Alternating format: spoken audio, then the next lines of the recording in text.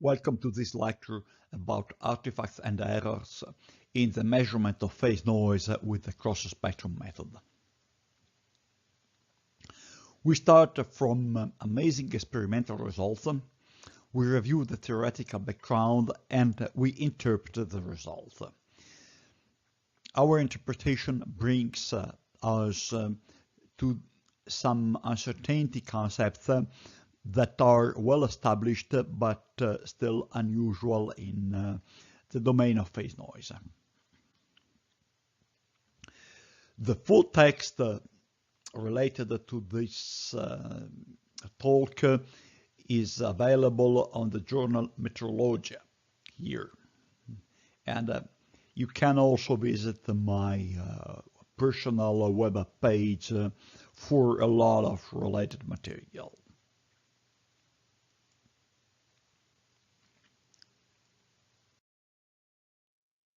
So let's start from experiment.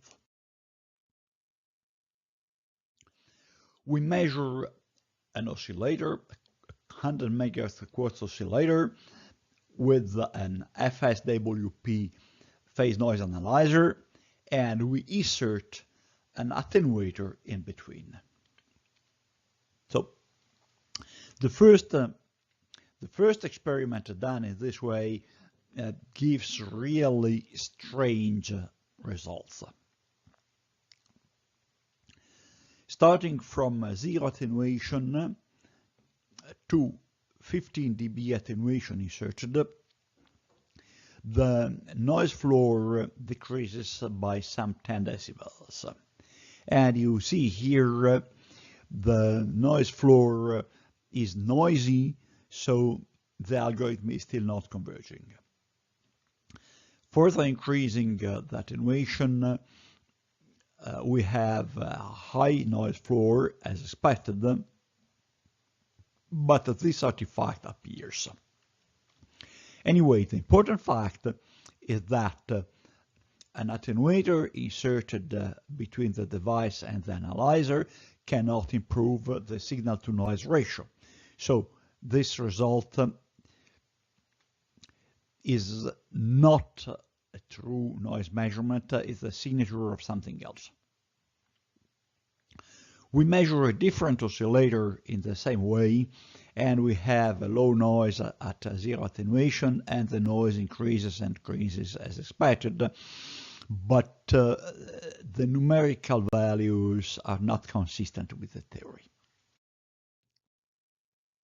So let's review what happens increasing the attenuation. This plot shows the noise floor of the previous experiment increasing the attenuation from 0 to 27 dB.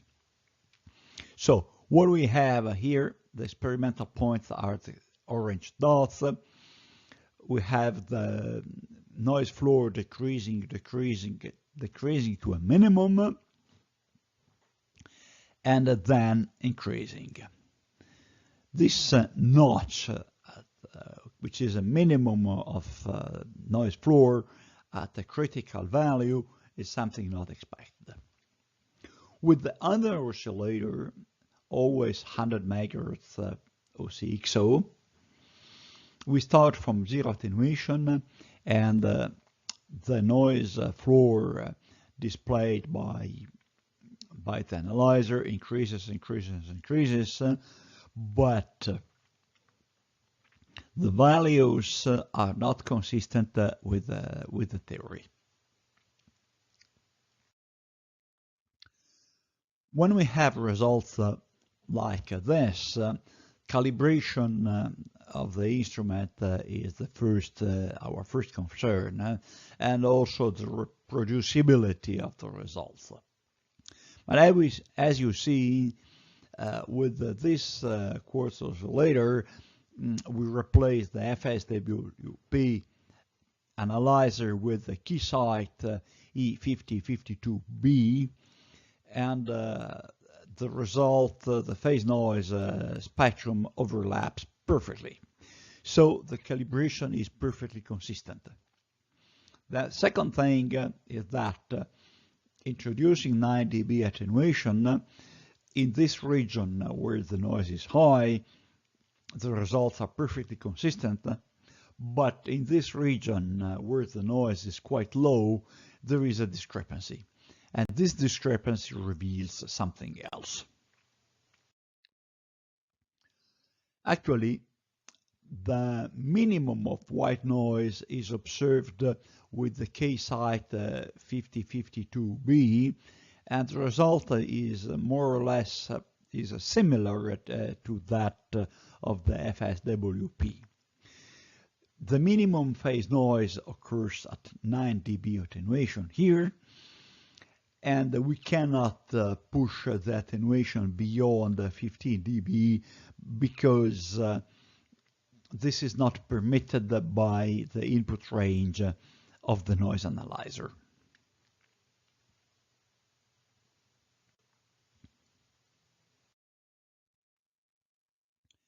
Now we review the theoretical background of the attenuator, cross-spectrum method, power splitter, and quartz oscillators. There are a lot of things we have to understand before interpreting our results.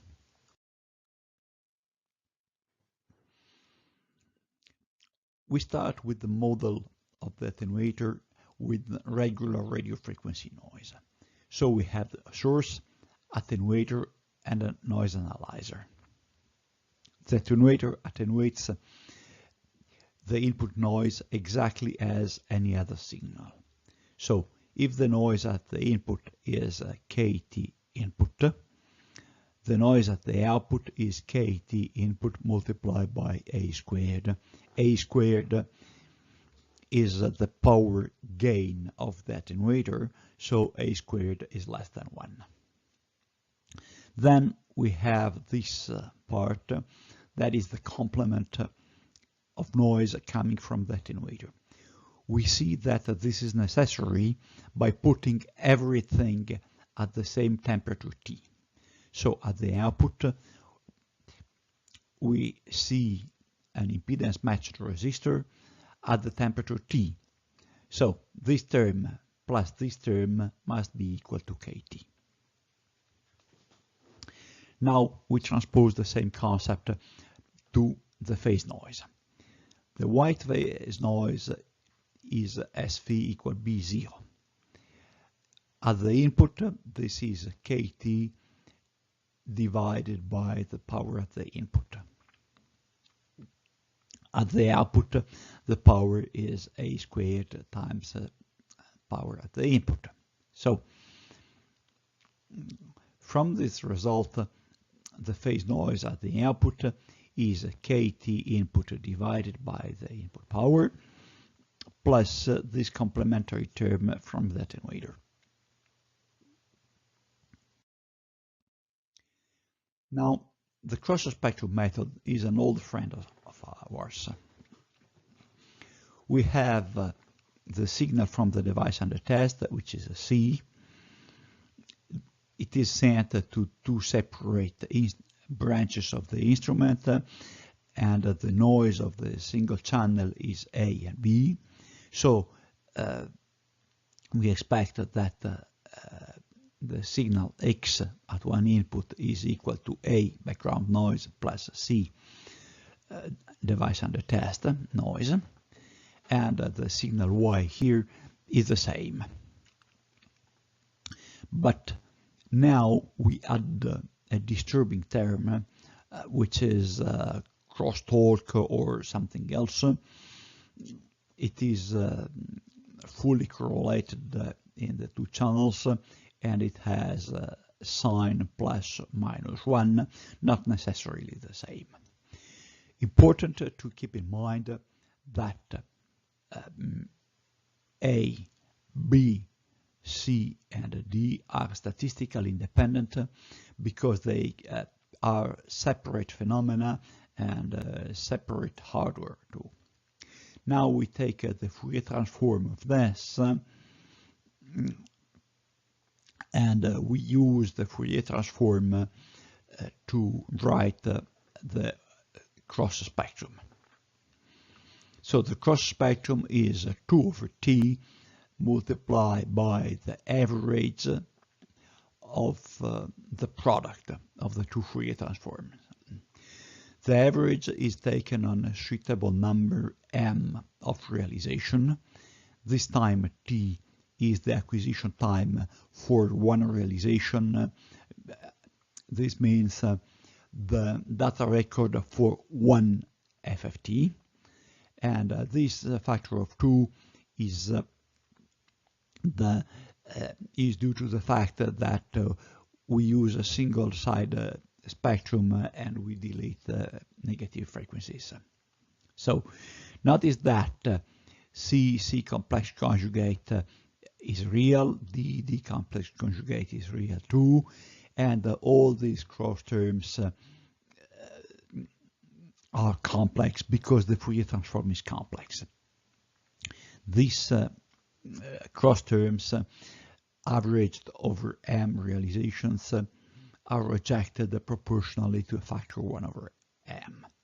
So at large m, the cross spectrum converges to SC, the spectrum of the device under test, plus the spectrum of this disturbing signal with a plus or minus sign. This means that the disturbing signal results in a positive or negative bias error. Another important point is that the real part of the cross spectrum converges to this expression and the imaginary part converges to 0. Now we look at the power splitter.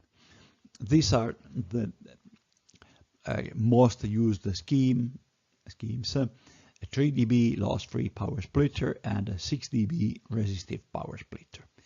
This is basically a directional coupler, loss-free, and it has an internal resistor or dark port, and this is necessary for impedance matching and zero loss. So the input power goes half here and half here with sign plus, and the power from this resistor goes half here and half here with the sign minus. So when we take the product of this, the expected spectrum is k t of the input minus t of the splitter divided by P0. If you drop this P0 at the denominator, this is the very well-known equation of Johnson thermometry with the correlation method. This is the same thing with the resistive power splitter. 1/4 of the input power goes here, 1/4 of the input power goes here, and there is also the noise from these resistors, which is negatively correlated. In terms of phase noise, the result is the same. Now we are back to the cross spectrum, and there are two popular estimators. The first is the absolute value of the cross spectrum. This is the most used, but it is biased, and this is slow because it takes in the unnecessary noise of the imaginary part, and it hides the negative outcomes. Writing the equation for the white noise, we have the input noise plus the attenuator noise plus this term that accounts for the crosstalk and for the temperature of the power splitter. The real part estimator is advantageous versus the other one because it is unbiased and it is fast. It doesn't take in the noise of the imaginary part, and it shows the negative outcomes. So it may be a problem with the logarithmic scale. It is seldom used in the spectrum analyzers. Anyway, if you write the estimator of the white noise, this is the same equation without the absolute value. Now we have to study the oscillators. I start with the conventional oscillator showing a Colpitts scheme followed by a common base buffer.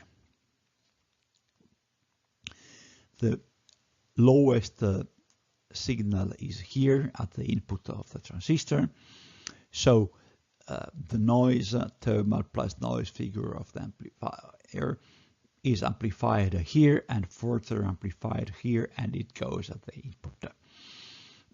The result is that the equivalent temperature here is of at least 2000 kelvins, so it is significantly higher than the temperature of the power splitter, and the cross spectrum is always positive. Now we have the second scheme, that is the thermally limited oscillator. The trick is to introduce a quartz filter between the loop and the buffer. The quartz filter is open circuit beyond the cutoff frequency, so beyond the cutoff frequency, at the output we see only the noise of the buffer, which is limited by the noise of this resistor. So it is close to the thermal noise. In this condition, the equivalent temperature is close to the temperature of the dark port in the power splitter, and the cross spectrum is close to 0 too. The subthermal oscillator is a dirty trick. The crystal filter is moved to the output of the buffer. So here we have high impedance beyond the cutoff frequency, which means open circuit. So beyond the cutoff frequency, the power splitter sees open circuit, and we have only the noise of this resistor that is negatively correlated. So we expect a negative cross spectrum. By the way, this is not a violation of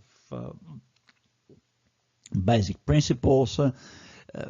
The internal resistor of the filter is still in thermodynamic equilibrium with the environment. It is just not electrically coupled. It is thermally coupled, and that's it.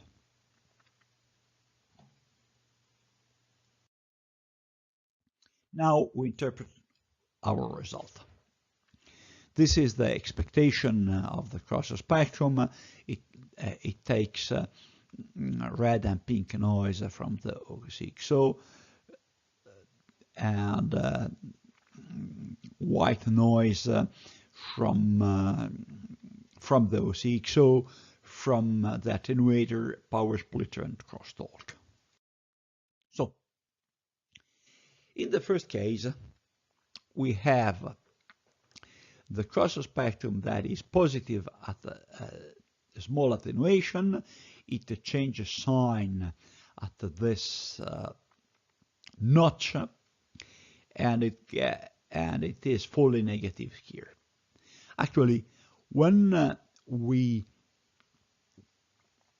fit this equation with numbers, we find the temperature of the splitter that is 320 kelvins, just above room temperature. Temperature of the attenuator, that is room temperature, and we have this crosstalk term that is 122 kelvins, negatively correlated, and the temperature of the quartz oscillator is something 4500 kelvins. and we take all these values, so we find that the model shown as the gray line here, which fits well the experimental values. And then the model also explains these notches.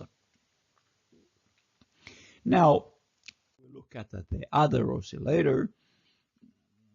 The other oscillator, we use the same model with the same crosstalk temperature of the instrument, and we find a different temperature of the quartz, a very, very low temperature, which is 50 kelvins, and this relates to the fact that the quartz oscillator is open circuit beyond the cutoff frequency of the filter. Anyway, taking this equation and this value, we find that the gray line which fits well the experimental data. Here we have the notch in the spectrum that are predicted by the model at low attenuation 0, 6 and 9 decibels. This notch in the spectrum is not visible, and the reason is that the noise in the imaginary part fills the gap and makes the notch invisible. After all that, we did a different experiment. We hacked an FSWP at the Rohde Schwarz Research and Development facility in München, extracting the real part and the real part here in green and the imaginary part of the cross spectrum. And what we see is that when the noise is high, the cross spectrum is essentially real, but in this region, the cross spectrum, the real part of the cross spectrum changes sign, so we have to plot the minus real part to show this in a logarithmic scale. Anyway, this confirms our expectation that the cross spectrum is imaginary, is negative in this region. Where does the crosstalk come from? We guess that the crosstalk comes from the region where the weakest signal is physically close to the strongest signal. The pump signal from the mixer is of the order of plus 20 dBm, and it has noise sidebands due to its phase noise. Here at the input, we have the signal from the input with the low noise sidebands, and this higher noise goes through the isolation of the mixer and pollutes the measurement. Our results are better understood after learning some classical concepts of uncertainty, which are not quite common used in the domain of phase noise. The international vocabulary of metrology defines the following terms. First is type A evaluation of uncertainty. This is traditional statistics on a time series, and this is exactly what we do in a noise analyzer averaging on M acquisitions. Then we have the type B evaluation of uncertainty, and this is the system uncertainty. So this uncertainty can only be understood analyzing the system, not from the time series. The crosstalk goes here, and the temperature of the dark port inside of the power splitter goes here too, if it is not accounted for in equations. Then there is a more tricky concept that is called null measurement uncertainty. This is the uncertainty that applies when the measured quantity is 0 or very close to 0. We will see here in the next slide. So, when we combine statistical uncertainty, we combine A-type and B-type uncertainty, we get error bars like this. So, if the nominal value plus minus error bar goes here or here, everything is good with more or less accuracy.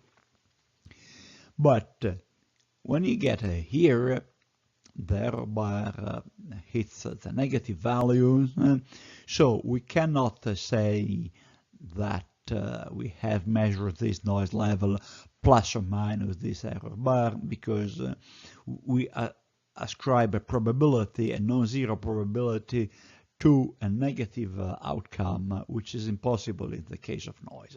So in this case, we cannot say that we have measured some noise. What we can see is that the outcome is 0 within a null uncertainty. So in this case, our instrument is unable to measure the noise. And this is the wrong case. This is what happened to us. The outcome is negative, and we cannot give any valid result. So the conclusion is that we have good oscillators, but sometimes these good oscillators are too good. Beware of them. Don't trust Spectra without thinking twice. Train yourself to spot artifacts.